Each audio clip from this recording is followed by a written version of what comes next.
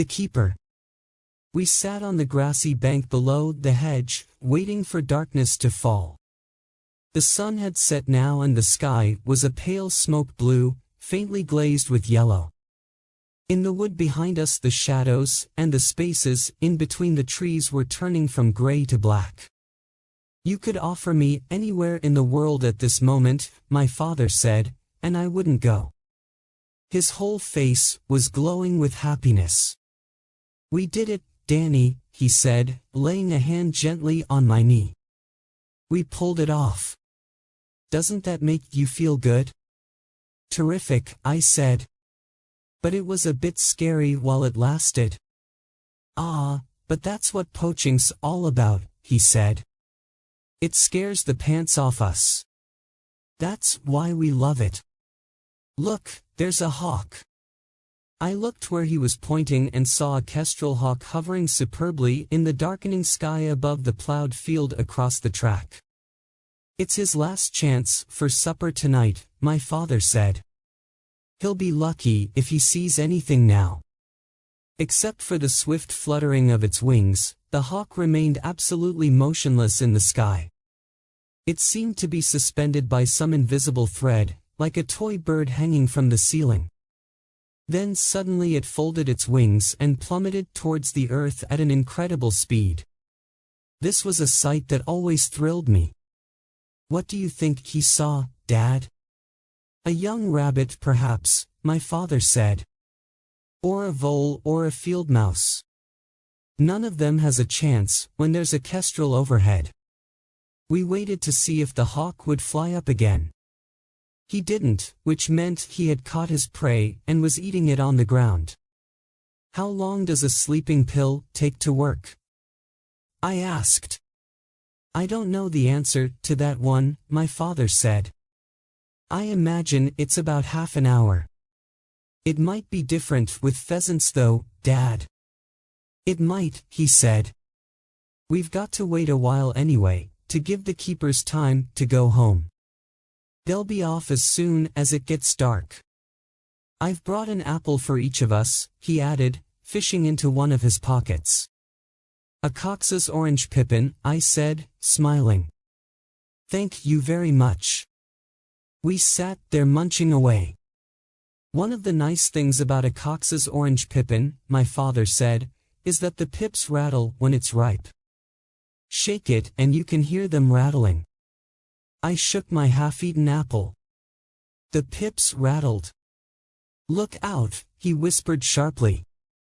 "There's someone coming." The man had appeared suddenly and silently out of the dusk and was quite close before my father saw him. "It's another keeper," he whispered. "Just sit tight and don't say a word." We both watched the keeper as he came down the track towards us. He had a shotgun under his arm and there was a black Labrador walking at his heel. He stopped when he was a few paces away and the dog stopped with him and stayed behind him, watching us through the keeper's legs. "Good evening," my father said, nice and friendly. This one was a tall bony man with a hard eye and a hard cheek and hard dangerous hands. "I know you," he said, coming closer, "I know the both of you." My father didn't answer this. "You're from the filling station, right?" His lips were thin and dry with some sort of a brownish crust over them.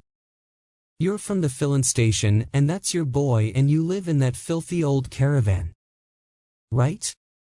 "What are we playing?" my father said. 20th questions. The keeper spat out a big gob of spit and I saw it go sailing through the air and land with a plop on a patch of dry dust 6 inches from my father's plaster foot. It looked like a little baby oyster lying there. "Beat it," the man said. "Go on. Get out."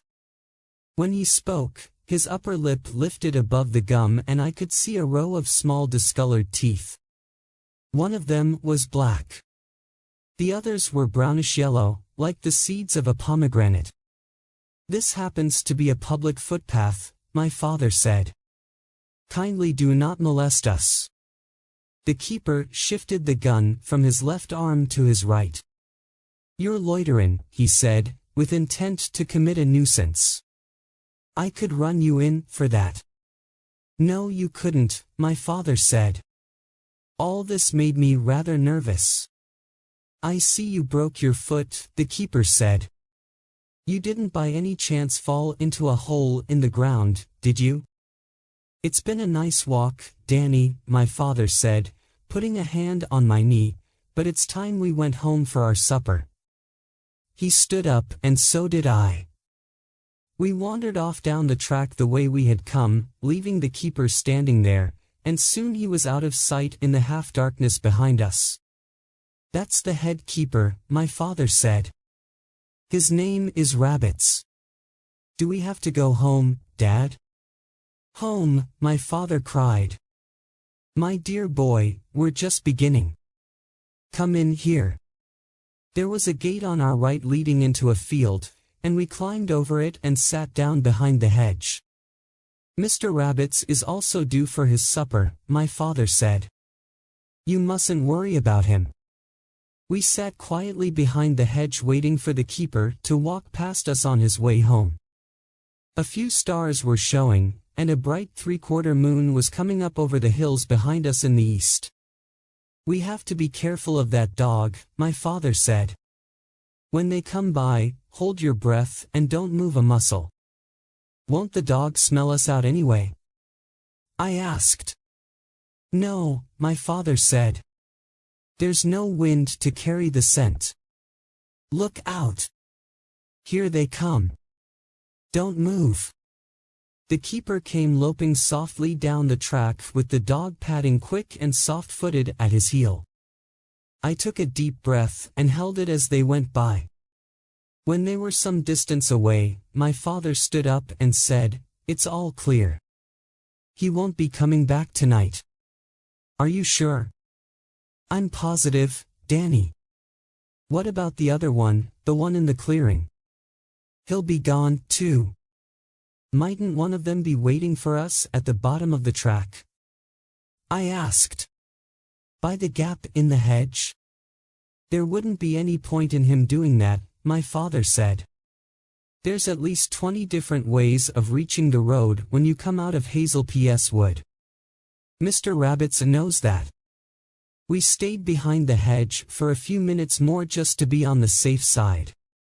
Isn't it a marvelous thought though, Danny, my father said, that there's about 200 pheasants at this very moment roosting up in those trees and already they're beginning to feel groggy?